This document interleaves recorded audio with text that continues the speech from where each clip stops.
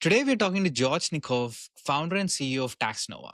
Taxnova automates the R&D tax credit process for tech companies by scanning their GitHub, Jira, Slack, etc. so engineers stop spending months on paperwork. They recently raised a pre-seed from Andreessen Horowitz Speedrun Accelerator alongside operator angels.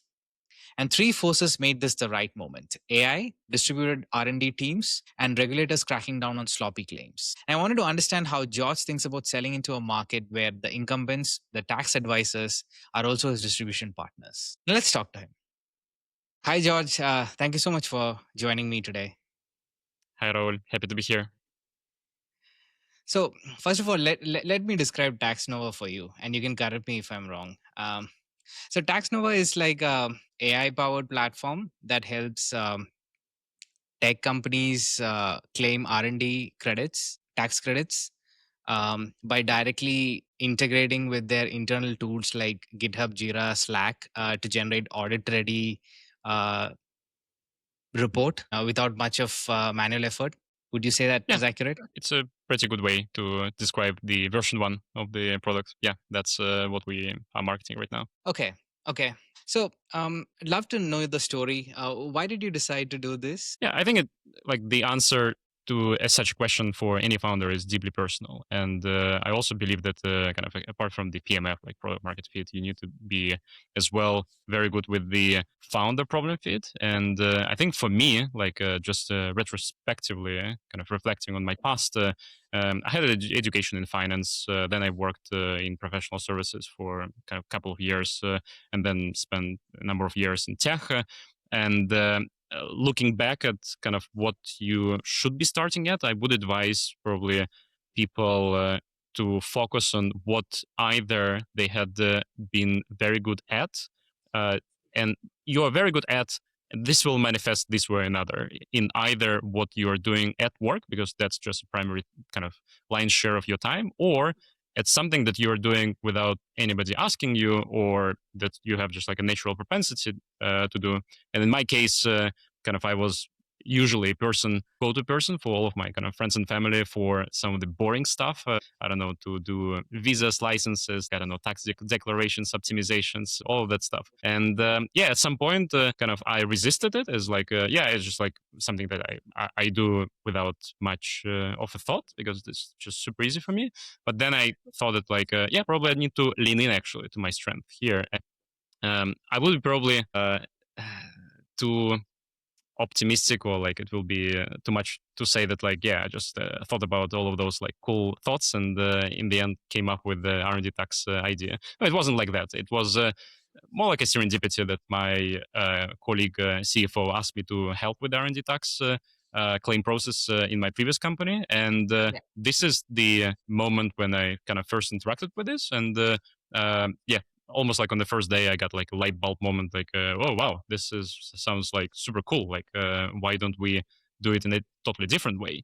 Yeah, a couple of weeks in, I try to pitch other people that I'm doing that, and just to observe, like, okay, whether I like doing that, whether I get the energy of other people kind of saying that like, I'm solving that problem. And after kind of this observation period, like I understood it's like, yeah, actually, like I very much like doing that, or like talking about that. Like, and I could rant for well, not for hours, but maybe like for a long time. And yeah, that's at the point when I decided that, yeah, let's dive in there. So, does advances in tech like artificial intelligence has that made it possible? Any particular reason why this is possible? Is a lot easier problem to solve for now? Yeah, absolutely. AI is one of them, and yeah, there are actually like three colliding forces I see on the market right now that make this idea timely. One of them is, as you mentioned, is AI. I mean, like all of the tasks which are very boring and like paperwork based that people have to do, and text based. Those are just like the ideal tasks for AI to just like go through and do on the same level, if not better than humans. So definitely, kind of, for example, R&D tax credit process like fits that. On the other hand, another trend which is more and more companies are getting a distributed team, which means that like the engineers, for example, are sitting in multiple different countries. And if in the past you had to, just apply in one country and that will be it, now you have, I don't know, maybe like a dozen countries in which kind of the engineers are sitting, and probably you could tap into the dozen schemes, but like you definitely don't want to do like a dozen redundant duplicate processes. So that's second trend. A third trend is that a lot of the regulators around the world are cracking down on the, let's say, abuse of these schemes, or kind of making it harder for the applicant just like to submit something randomly and get by with it, which on the surface looks like a negative trend. But if you look at it like more closely, actually it warrants using certain software or kind of tool to help you with this, which actually is super beneficial for Taxnova. So yeah, three trends that help us kind of put it forward. Yeah, yeah. Could you walk me through this claims process, uh, just to get a sense of how hard this is? Yeah, so let's start backwards from like what do you need to supply. So you need to supply kind of first of all the number, which is the credit rate multiplied to the qualifying expense, what all of the expenses that would qualify. The devil, of course, here definitely is in the detail. And the problem is like, okay, how do you define the qualifying expense? Qualifying expense for the software companies, primarily kind of what you're spending your money on. It's like salaries of people. 90% of that expense will be salaries. But then you need to understand, okay, what percentage actually of my team's time has been allocated to so-called R&D. And you would be surprised to actually understand that R&D in the taxman definition is different from the R&D from our layman's definition. And this is like not obvious. Like if I was asked like I don't know a couple of years ago in my previous company, are you doing R&D? Well, for sure, like I'm part of R&D organization. Literally, it's the name of our department. Yeah. However, when you look at the taxman definition, it all hinges on the technological uncertainty and resolving those uncertainties, and like it's very specific in the way how it is described, and not all of the activities will fall into this. And whether anything particular falls or not, this is like a very fine line between like, okay, what is like white and what is black. So there is a lot of gray there. And of course, like no company is like doing the business and I don't know, marking everything and tracking everything like every day of like, okay, this will be qualifying for R&D tax later on. Like it's just like doesn't make any sense. Like the companies, especially in the beginning, but later on the cycle as well, they need to do business. They need like to achieve certain metrics. So yeah, like usually the process is the year ends, then somebody a couple of months into the new year will realize, okay, we need to do this R&D tax claim thing.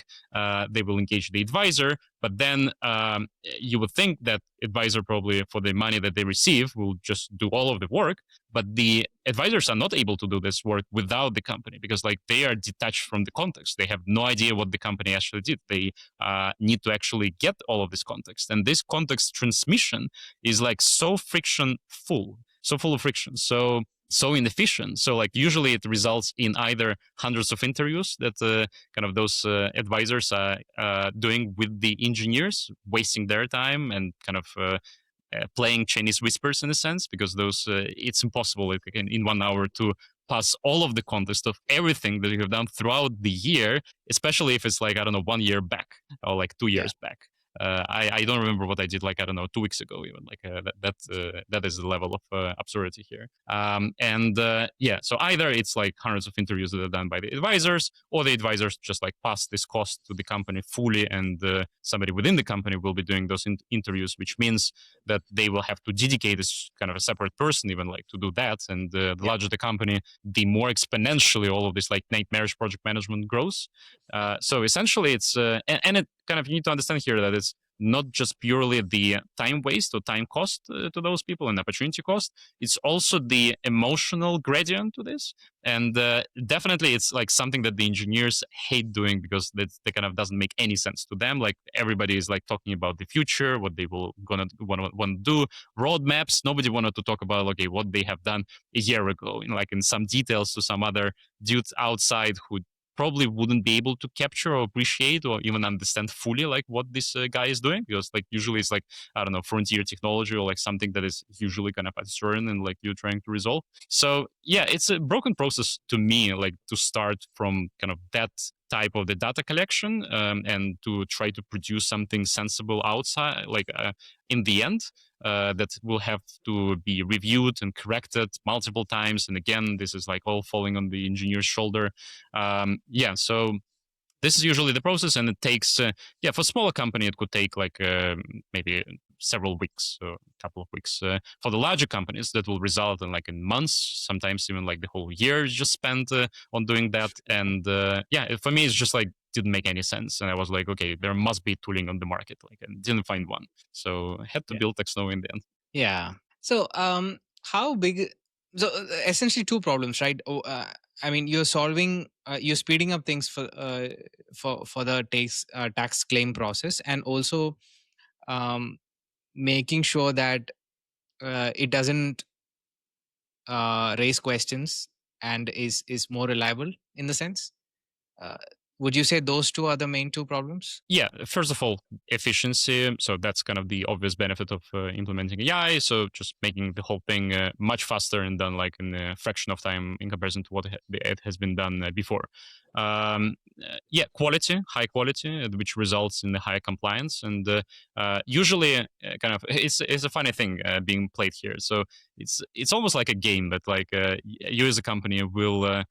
Apply with certain number, and then you are actually almost like yeah, playing a draw, and in 20 or 25% of the cases you will be audited, and if you get audited or if there is an inquiry depending on the country, then kind of it will be kind of all hell got loose. So the regulator will kind of come over and ask like for all of the evidence, for all of the proofs that it's indeed was the R&D. It's indeed what, like, I don't know, this percentage of time of George or Raul spent on this thing and not the other thing, and why it is the qualifying expense. And you definitely don't want to get to this point unarmed or kind of totally off guard. However, in probably half of the cases, or like, I don't know, depending on how many times or kind of during how many number of years you're applying to this, you'll not be audited. So it's, I don't know, for smaller enterprises or small companies, they may play into this game and kind of, I don't know, take a risk on themselves. For the larger company, it's just like not acceptable to take such a risk. And also another thing which is quite counterintuitive is we are able to claim more usually for the company. Of course, it depends company by company, but if you think about it, like the manual process, people may not, I don't know, mention certain things, certain projects that they have done, which means that kind of it will result in those things not being claimed for, or people just left throughout the year, so there's nobody to interrogate, and maybe, I don't know, you need to ask the manager, but then the manager doesn't mention this. So it's like human errors, and like something that the manual process is very much prone to. And with the automatic nature of the kind of scanning all of your tickets, all of your PRs, all of your commits, and kind of all of the conversations, we are ensuring that kind of we are picking up on any pockets of R&D anywhere in the projects that we would be able kind of to surface and to claim for them. And last but not least, it's also about the geographies. As I mentioned in the beginning, like there are a lot of companies with distributed teams. There is a lot of M&A. So like other one startup buying the other startup. Usually it could be that the other startup is in another country. So how do you claim in parallel for, like, I don't know, 2, 3, 4, 10 countries? Well, this is just like not scalable process right now. And like what we are enabling the companies to do is to go through the process like once, to go it kind of based on the same tooling, because it will be the same tooling in each country. The same Jira tickets will be used in France as it is in the UK and in the US. And yeah, tap into all of those innovation funding schemes in whatever country your engineers are sitting on. Yeah. Yeah. So you recently joined the Andreessen Horowitz speedrun accelerator, raised round of pre-seed funding of $1 million. I also noticed that you raised from a bunch of operators. Was that a deliberate choice? By all means, yeah. I think like if there was a time for you to raise from angels and from operators, it's definitely pre-seed, because kind of this is like the most favorite conditions and for you to offer to them, but it's also kind of the only opportunity when you are able to fill in with the angels, not just like, I don't know, 1% or 2% of the round, but actually some significant portion of it. So yeah, I would definitely recommend anybody who is like thinking about their pre-seed to think first about like, okay, whether they're able to tap into their network and to get a bunch of angels on board. And how has the speedrun experience been? First of all, so it's like Y Combinator. How is this different? I think it is very much done in the spirit of YC, in the spirit of the original cohorts of YC, because right now, obviously in YC, like there are like, I don't know, 4 cohorts and not 2 cohorts, and each cohort is like consists of like hundreds of companies. Now, kind of there is a bit more of exclusivity in a16z, so there is only like 50 to 70 companies per whole cohort. It's like twice a year. There are also office hours. There is also like a progress day, demo day, and they're kind of helping you with the fundraise in the end by kind of creating this momentum and just like a good environment to raise. And probably like one kind of feeling that I have while being here is like, well, probably I am the dumbest people in the room, and probably it's the right room to be in that case, and maybe like it's not only my feeling, it's like the other people will share, just because like everybody is so smart and so sharp and so ambitious in the goals and so creative in achieving them, and probably during the office hours you're learning as much, if not more, from what the others are doing than from, I don't know, just like somebody else from the VC and telling you, I don't know, or sharing their experience. Just because like the experience is so varied between the people, and they're so creative and so resourceful in applying this this this skill, that it's very much a big boost in company's progress. Yeah. Um, so to get to here, right, to raise a pre-seed, what was the progress or a milestone that you had to hit in doing this? Yeah, I mean, like on the pre-seed stage, you need to, on any stage, you need to show traction. On the pre-seed, is just that the traction gets a little bit more creative than purely just ARR, MRR, and like growth, like months to months, because usually kind of the classic pre-seed should be what is like does what it says on the tin, basically to invest in somebody based on the team and idea. Unfortunately, like right now with the current climate, the idea itself alone probably wouldn't cut it. And unless you are in the team, are not coming from I don't know, companies like Waymo, and you used to be a part of like their top of the spear engineering kind of frontier technology team, and you're just applying the same thing that like worked in Waymo in another industry, probably in that case, like you just like could come with the idea, and this is like all of the chips on the shoulder that I have in my team. So you would be probably easily raising it around or getting accepted to the accelerator. If you are not coming from that background, in that case, kind of you need to prove that by kind of you actually have something that market wants, and those proofs could come in many shapes or forms. It could be, the minimum is that kind of you did like, I don't know, hundreds of interviews and you got very nuanced understanding of what the customer wants. But it also should be with something like, I don't know, you should not just talk to them, but you need to show to them something like. And now in the era of AI, where kind of you could build a prototype in 2 hours, not showing anything, almost like a blasphemy against I don't know, founder track, or like, I don't know, resourcefulness values. So Yeah, for sure. you should be showing that. You should be getting a reaction. Hopefully it's not just a reaction, but something like, I don't know, you are trying to fake that it's actually working. Like, would you pay for this? Like, let's sign something. Are you ready? And judge by like, okay, what is the kind of response on the other end? Is it like that their eyes is like sparkling with interest, or they are just like not even asking about the price, for example? And in that case, kind of definitely it's just they are paying a lip service to whatever they are showing to them. Like getting this nuggets of information or knowledge about the reception of certain thing that you think that like you would be able to build in a certain way, kind of with certain resource, is crucial to show to the to the VCs. For us, the trigger was the moment when we kind of signed the first customer, received the money for the we received the payment, the actual money, kind of cash in the bank, and that was like a realization. Okay, so like seems like we're just not like, I don't know, disillusioned founders and like just lulled ourselves into the false sense of security, like telling kind of beautiful stories. It's actually something that like yes, companies are happy to part their money with and to invest. And this is also probably the strongest signal. And again, you don't need to have like lots of traction or lots of those checks. You need to have signals. And I think, yeah, having at least one payment, it's a strong signal. And then you could supplement it with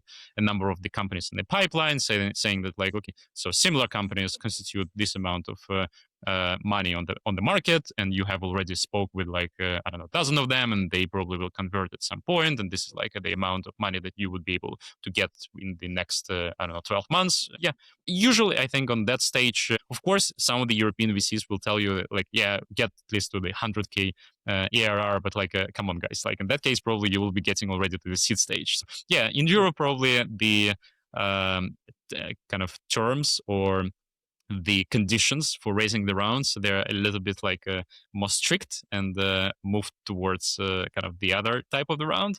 But I would say it's kind of the ballpark estimates. Yeah. So, what do you hope to achieve now that you've raised the pre-seed, and what is sort of the next milestone? Mm-hmm.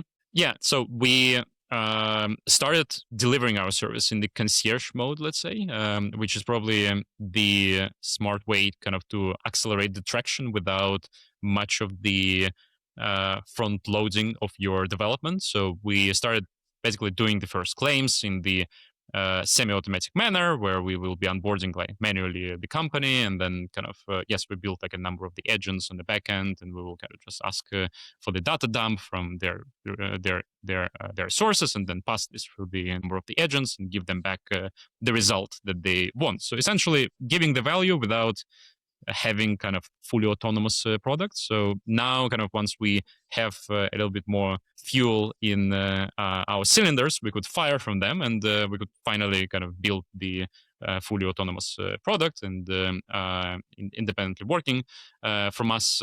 So yeah, hiring the engineers, building the product that will work kind of end to end with the proper UI, so that we could guide the person from kind of the beginning until the end. Yeah, and of course, kind of GTM, kind of branding. Of course, in this industry, is super important to convey trust because this is kind of a lot revolving around trust. Yeah, we made sure that we also look professional and as a company, and not just like, I don't know, a garage startup. Yeah. So, right now, is it true that now you're working with tax advisory firms? So my thinking was, aren't those guys your competitors? Yeah, in terms of like our positioning on the market and the advisors and like relationship with advisors, we firmly believe that like advisors are kind of great companies. They're experts in what they're doing.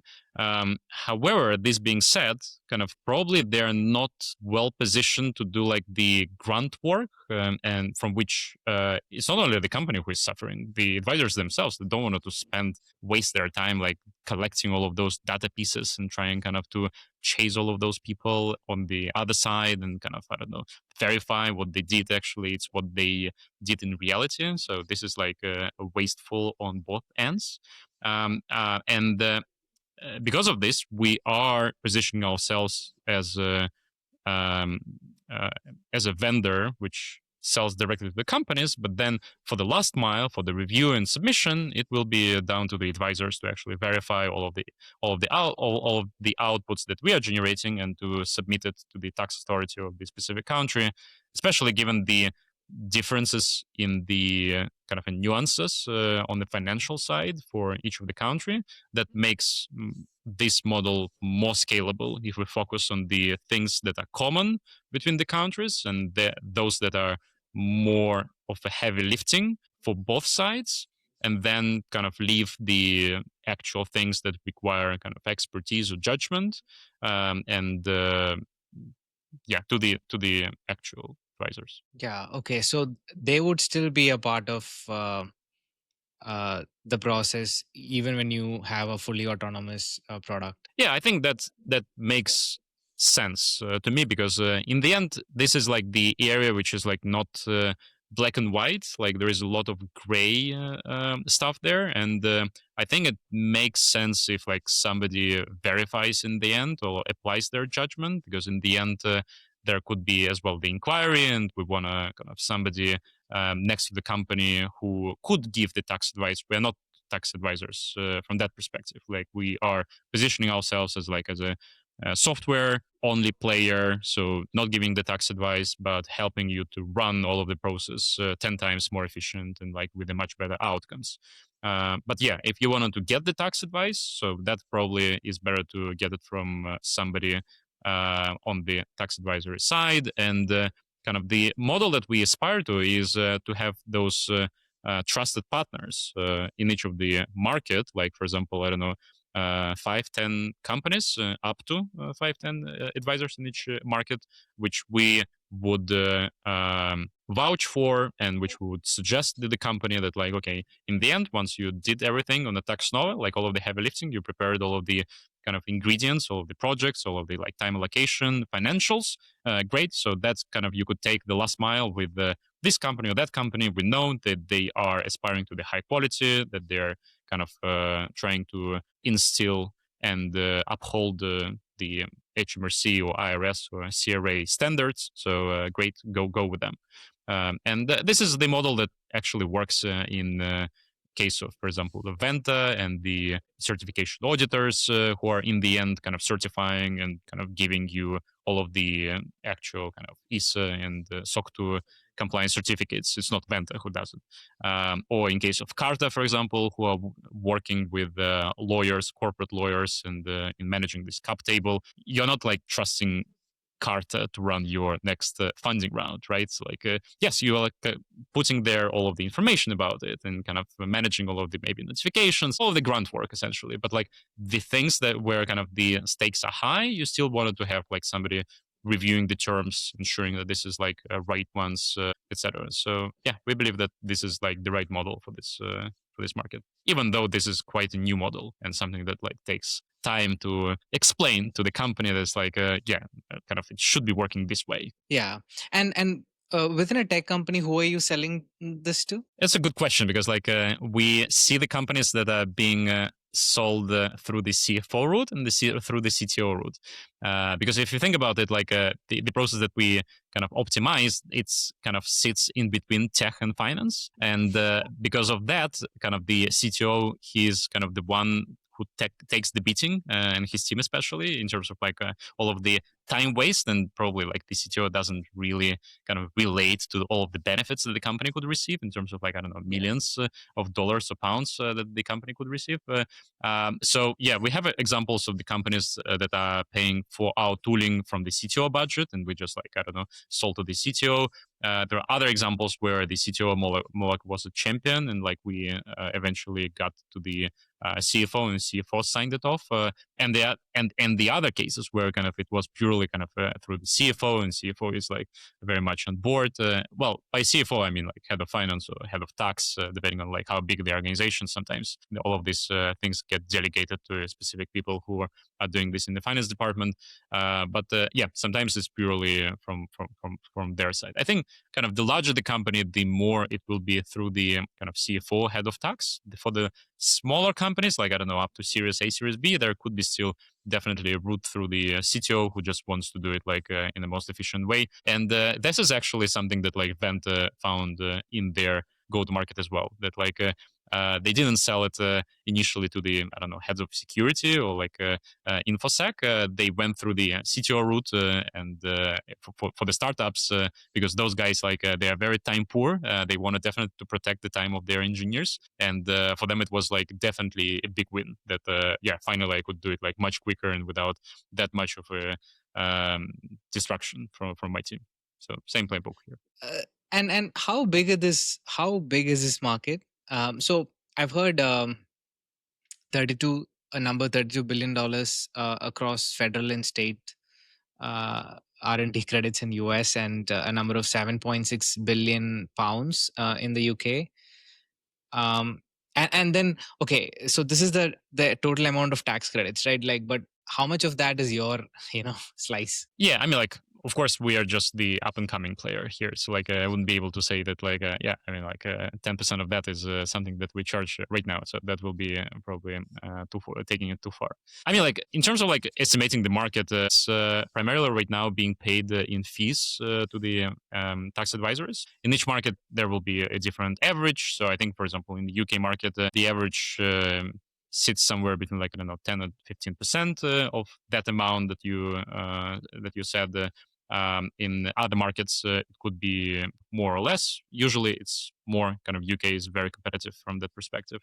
Yeah, all in all, if you take, for example, like top maybe 10 countries in North America and Europe, you will end up maybe in 10 billion dollars market in the advisory fees alone. So yeah, that's the kind of the market that we are going after, and yeah, we want to just, on the one hand, to expand it a little bit in terms of making sure that the companies are getting every dollar or every pound they are eligible for, regardless of the geography. On the other hand, yeah, make sure that kind of the company is not overpaying and yeah, getting kind of the best value for money essentially for what they pay. Okay.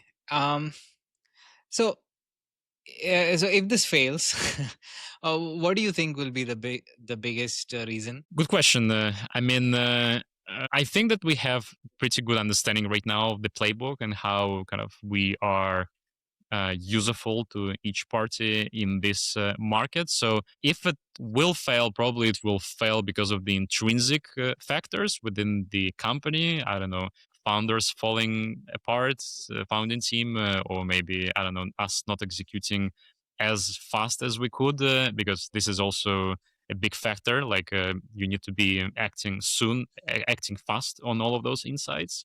So I don't think, of course, I mean, there are some catastrophic um, risks that also possible in some, I don't know, remote chances that, like, okay, there are some changes to all of those schemes. So those schemes for some reason just totally scrapped, which again, very hard to see coming, given that, like, the competition, not only for the talent, but also for the companies that are paying all of this, like, corporation tax and creating all of this employment, it only intensifies. So if something will happen in the future, it's rather kind of that more companies will be trying kind of to motivate and stimulate that activity more to make their geographies and their jurisdictions more attractive to the companies to get incorporated and to kind of to establish the new engineering hub there. So yeah, like, I see this as a very low chance of happening. So yeah, I think it's mostly intrinsic. Okay.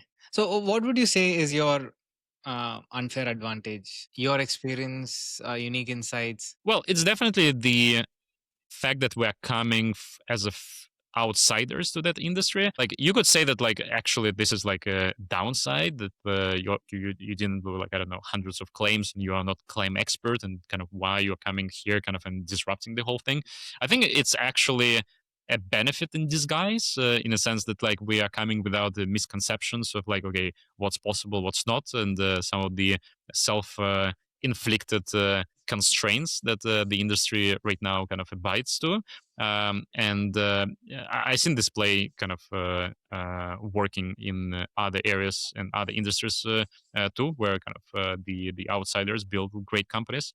Yeah, I think definitely kind of the fact that we are kind of coming as a potential as a users from the tech companies, from the uh, kind of the companies that we are right now selling to, so that, like, we understand better kind of what are their needs and what they wanted to achieve while doing that.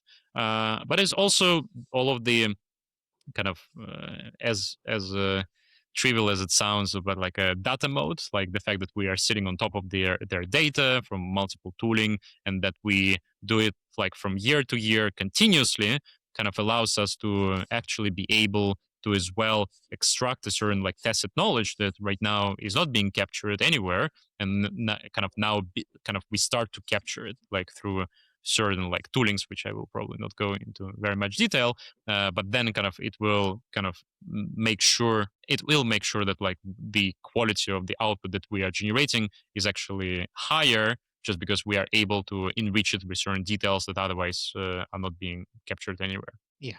Yeah. Yeah. I sincerely hope failure does, I mean, Taxnova don't fail. But, the one thing that I didn't think of, okay, the three sort of trends that coming together, right? One is obviously the tech, and the second thing is um, the clampdown of the authorities. But the fact that companies are becoming more distributed, that's something that I learned and something that I didn't think of. Mhm. But yeah, thank you so much for taking the time, and I wish you all the very best. Thank you, Raul.